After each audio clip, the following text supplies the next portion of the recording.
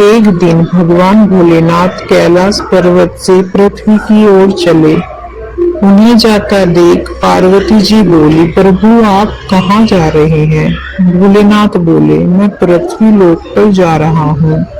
पार्वती जी बोली, मैं भी आपके साथ चलूंगी महादेव। महादेव के मना करने के बाद भी पार्वती जी नहीं मानी और महादेव के साथ पृथ्वी लोक पर पहुंच गई। घूमते घूमते पार्वती जी को भूख लगी। वह बोली, मुझे भूख लगी है, मुझे खीर खांड का भोजन करना है स्वामी। महादेव जी बोले, चलो पार्वती आगे चलो। आगे चलकर उन्होंने एक घर का गेट खटखटाया। एक सेठानी बाहर आई और बोली, क्या चाहिए महाराज? महादेव बोले, हमें खीर खांड का भोजन करना है। ये सुनकर सेठानी बोली, अगर खीर खांड का भोजन चाहिए था तो अपने घर क्यों नहीं खाया? ऐसा कहकर वह अंदर चली गई।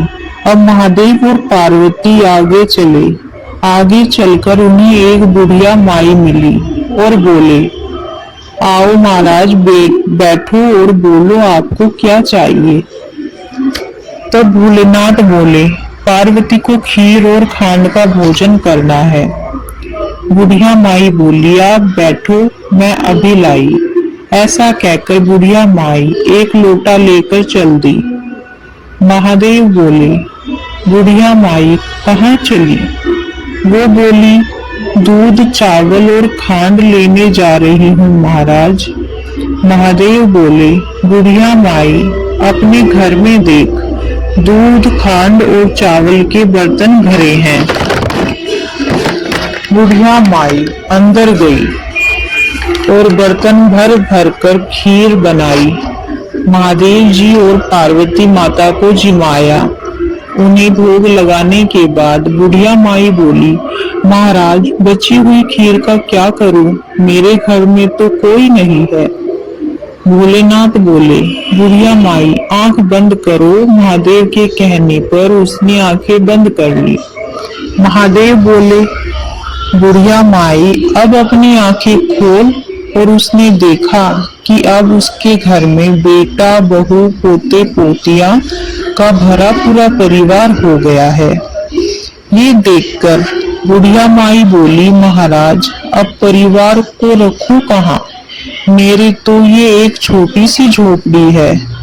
महादेव ने जाते जाते झोपड़ी को एक लात मारी और वह महल बन गई। बुढ़िया माई खीर के कटोरे भर भर के बांटने लगी। ऐसे ही वह सेठानी के घर खीर देने पहुंची। सेठानी बोली, तेरे घर खीर कहाँ से आई? बुढ़िया बोली, मेरे या महादेव जी की ओर माता पार्वती आई थी। बुढ़िया बोलती है, मेरे घर महादेव और माता पार्वती आई थी, उनकी कृपा से ये सब हुआ है। सेठानी बोली, मेरे घर का धन तेरे घर में कैसे आ गया? मेरे पास तो कुछ भी नहीं रहा।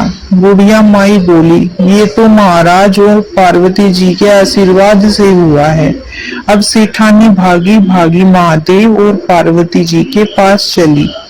उनके पास पहुंची और बोली, महाराज मेरा धन उस बुढ़िया को क्यों दे दिया?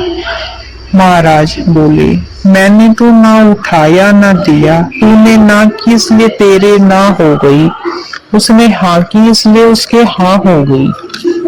वो महादेव जी के पैर पकड़कर खड़ी हो गई और बोली, महाराज कुछ तो करो। महादेव बोले, जा तेरा कोई काम रुकेगा नहीं, धन तेरा जुड़ेगा नहीं। ऐसा कहकर महादेव और माता पार्वती कैलाश की ओर चल दिए।